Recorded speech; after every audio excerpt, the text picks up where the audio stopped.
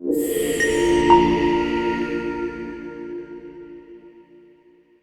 لوگو جو ایمان لائے ہو، تم پر روزے فرض کر دیے گئے جس طرح تم سے پہلے انبیاء کے پیروں پر فرض کیے گئے تھے۔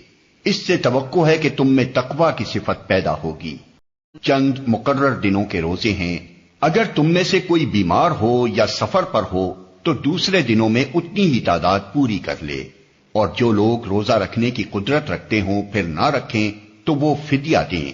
ایک روزے کا فدیہ ایک مسکین کو کھانا کھلانا ہے، اور جو اپنی خوشی سے کچھ زیادہ بھلائی کرے تو یہ اسی کے لیے بہتر ہے۔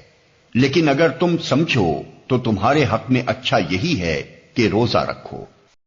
رمضان وہ مہینہ ہے جس میں قرآن نازل کیا گیا، جو انسانوں کے لیے سراسر ہدایت ہے اور ایسی واضح تعلیمات پر مشتمل ہے جو راہ راست دکھانے والی اور حق و باطل کا فرق کھول کر رکھ دینے والی ہیں۔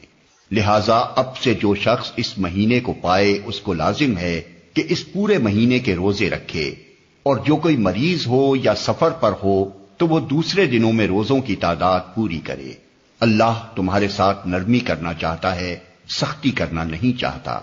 اس لیے یہ طریقہ تمہیں بتایا جا رہا ہے تاکہ تم روزوں کی تعداد پوری کر سکو، اور جس ہدایت سے اللہ نے تمہیں سرفراز کیا ہے اس پر اللہ کی کبریائی کا اظہار و اعتراف کرو اور شکر گزار بنو۔ اور اے نبی، میرے بندے اگر تم سے میرے متعلق پوچھیں تو انہیں بتا دو کہ میں ان سے قریب ہی ہوں۔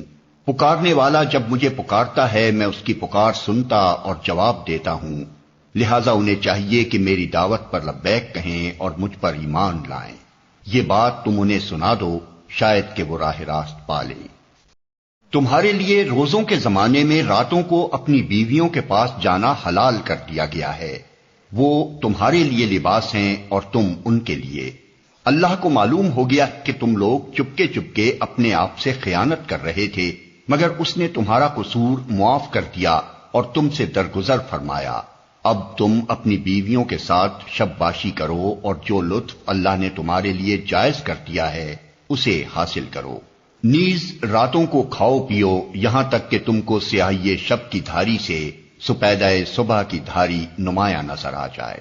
تب یہ سب کام چھوڑ کر رات تک اپنا روزہ پورا کرو، اور جب تم مسجدوں میں معتکف ہو تو بیویوں سے مباشرت نہ کرو۔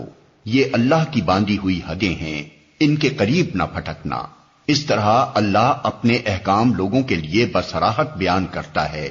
توقع ہے کہ وہ غلط رویے سے بچیں گے۔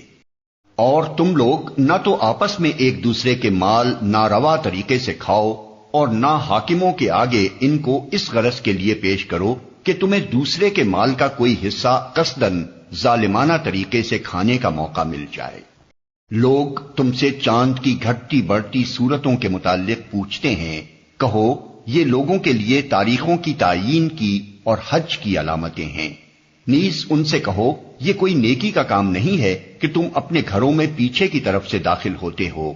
نیکی تو اصل میں یہ ہے کہ آدمی اللہ کی ناراضی سے بچے، لہذا تم اپنے گھروں میں دروازے ہی سے آیا کرو۔ البتہ اللہ سے ڈرتے رہو، شاید کہ تمہیں فلاح نصیب ہو جائے۔ اور تم اللہ کی راہ میں ان لوگوں سے لڑو جو تم سے لڑتے ہیں، مگر زیادتی نہ کرو کہ اللہ زیادتی کرنے والوں کو پسند نہیں کرتا۔ ان سے لڑو جہاں بھی تمہارا ان سے مقابلہ پیش آئے، اور انہیں نکالو جہاں سے انہوں نے تم کو نکالا ہے، اس لیے کہ قتل اگرچہ برا ہے مگر فتنہ اس سے بھی زیادہ برا ہے۔ اور مسجد حرام کے قریب جب تک وہ تم سے نہ لڑیں تم بھی نہ لڑو، مگر جب وہ وہاں لڑنے سے نہ چوکیں تو تم بھی بے تکلف انہیں مارو، کہ ایسے کافروں کی یہی سزا ہے۔ پھر اگر وہ باز آ جائیں تو جان لو کہ اللہ معاف کرنے والا اور رحم فرمانے والا ہے۔ تم ان سے لڑتے رہو یہاں تک کہ فتنہ باقی نہ رہے اور دین اللہ کے لیے ہو جائے۔ پھر اگر وہ باز آ جائیں تو سمجھ لو کہ ظالموں کے سوا اور کسی پر دست درازی روا نہیں۔ ماہ حرام کا بدلہ ماہ حرام ہی ہے، اور تمام حرمتوں کا لحاظ برابری کے ساتھ ہوگا۔ لہذا جو تم پر دست درازی کرے تم بھی اسی طرح اس پر دست درازی کرو۔ البتہ اللہ سے ڈرتے رہو، اور یہ جان رکھو کہ اللہ انہی لوگوں کے ساتھ ہے جو اس کی حدود توڑنے سے پرہیز کرتے ہیں۔ اللہ کی راہ میں خرچ کرو اور اپنے ہاتھوں اپنے آپ کو ہلاکت میں نہ ڈالو۔ احسان کا طریقہ اختیار کرو کہ اللہ محسنوں کو پسند کرتا ہے۔